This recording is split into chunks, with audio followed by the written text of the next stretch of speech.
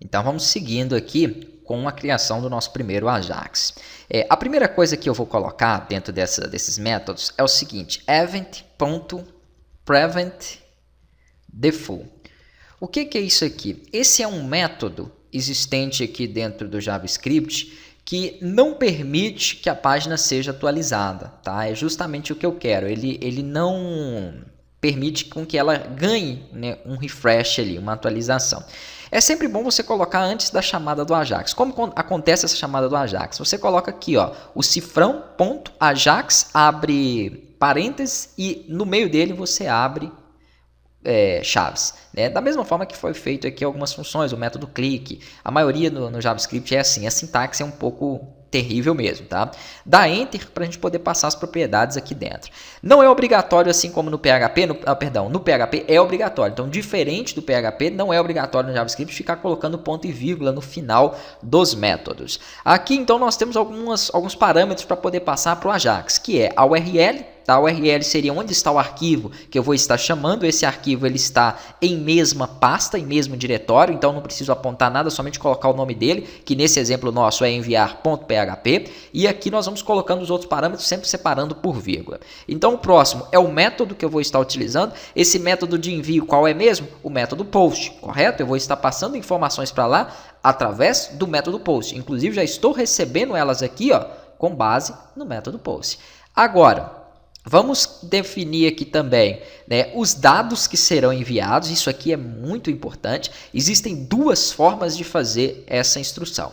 Uma delas é a que eu mais gosto e vou indicar para vocês, porque é algo que fica já padrão para os outros formulários, tá? Em vez de colocar aqui o nome do elemento, como eu fiz aqui em cima, ó, eu poderia vir aqui e colocar, ó, o nome do meu formulário. Essa é a forma que eu não utilizo, mas eu vejo muito desenvolvedor trabalhando, né? Aí eu teria que chamar aqui, por exemplo, ó, frm ou form enviar. E esse formulário teria que ter um ID, porque você tem que pensar no seguinte, eu posso ter vários formulários dentro de uma mesma página, né? 2, 3, 5, 10, não é o caso dessa, mas eu posso ter. Então, eu teria que colocar aqui um ID com aquele mesmo nome. Aí sim, eu estou falando que quando esse formulário for disparado, né, os dados que eu vou estar passando são os dados que estiverem nele. Agora, existe uma forma ainda mais inteligente de fazer isso e de que fica depois já padronizada para os outros, que é o seguinte, você colocar aqui dentro somente form. Desse jeito, ele entende que o formulário que eu estou passando os dados, né, é o formulário que pertence aqui o botão, né, na qual foi chamado, o formulário que envia. Então, desde que o botão esteja dentro do formulário, como é o caso, ó, ele já vai saber qual é o form que está sendo disparado ali, que eu tenho que receber. Eu posso ter 10 formulários nessa página. Se ele veio a partir desse botão que está dentro desse formulário, ele vai mandar os dados corretos dele, ok? Só que aí eu tenho que colocar aqui o seguinte, ó, form.serialize, que é um dos métodos aí que existem também dentro do JavaScript. Eu nem aconselho muito vocês ficarem digitando, tá? Porque qualquer ponto que você colocar aqui errado, parênteses, algo, vai dar problema. Então, uma dica eu já vou dar para vocês. Todos os arquivos vão estar junto aí ao material do curso. Então, qualquer dificuldade que você tenha aqui que não esteja acontecendo igual ao meu, vai lá e copia do meu, ou vai lá e verifica e compara. Abre o meu código, aqui dentro mesmo, file open file, abre lá o meu arquivo contatos e verifica, ok? Para quem já conhece JavaScript, já trabalhou, já fez outros cursos meus onde eu utilizo isso, tranquilo, não precisa nem ficar digitando, vai direto lá, copia o método, né, e já testa aí, já vai acompanhando de uma forma um pouco mais rápida. Vamos seguindo aqui.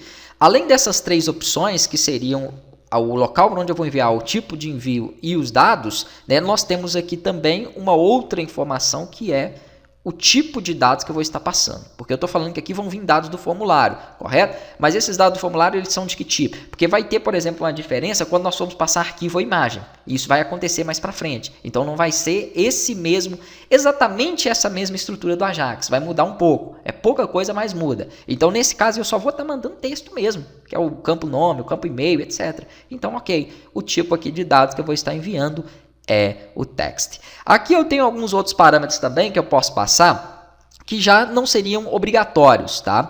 Como, por exemplo, o parâmetro aqui success. Vamos colocar ele aqui, ó, que é se der sucesso, se a coisa ocorrer como esperado, acontecer bem, né, eles passam aqui, por exemplo, eles chamam uma função, function, e essa função eu quero um parâmetro para ela. Eu vou colocar aqui, ó, mensagem.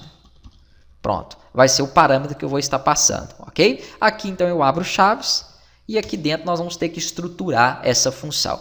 Então, primeiramente eu passei as informações, depois eu criei um parâmetro de sucesso, né? Se der sucesso no meu Ajax, ele retorna para mim uma mensagem e nós vamos ver o que ele vai retornar aqui dentro.